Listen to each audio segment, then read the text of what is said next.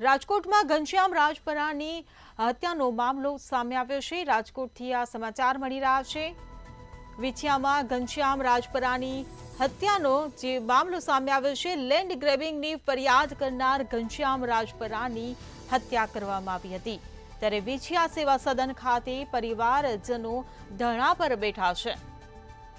તો સેવા સદન ખાતે પોલીસનો ચુસ્ત બંદોબસ્ત ગોઠવી દેવામાં આવ્યો છે।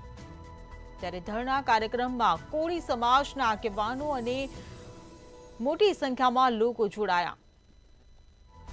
તો સાત શખ્સોએ કુહાડી અને ધોકા વડે હુમલો કર્યો હતો।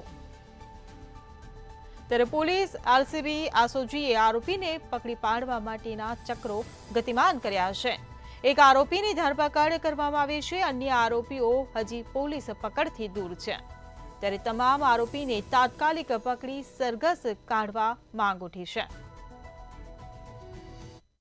રમેશભાઈ ઠાકોર કોળી એકતા મિશન ના કન્વીનર ગુજરાત। આજે જે વિછિયાના થોરિયાળી ગામ ખાતે સ્વર્ગસ્થ ઘનશ્યામભાઈ સાથે જે ઘટના બની છે એના વિરુદ્ધમાં આજે અમારા કોળી સમાજનો ગુજરાતભરના કોળી સમાજ અહીં એકઠા થયા છે। મારે તો અત્યારે બીજી કઈ વાત નથી કરવી, વાત જ એક જ કરવી છે કે કેમ ગરીબ અને વંચિત વ્યક્તિઓ માટે કાયદો લાગુ પડે છે, કેમ તમે તમારા આકાઓ કે જેનાથી તમે પૈસાથી વાંકા વળીને જે કાયદાનું કામ અત્યારે તમે કરી રહ્યા છો, બરાબર, કાયદો એને નથી લાગુ પડતો। પ્રશાસન પણ આમાં મિલીભગત, પ્રશાસનની પણ પૂરેપૂરી મિલીભગત અમને દેખાઈ રહી છે। કારણ કે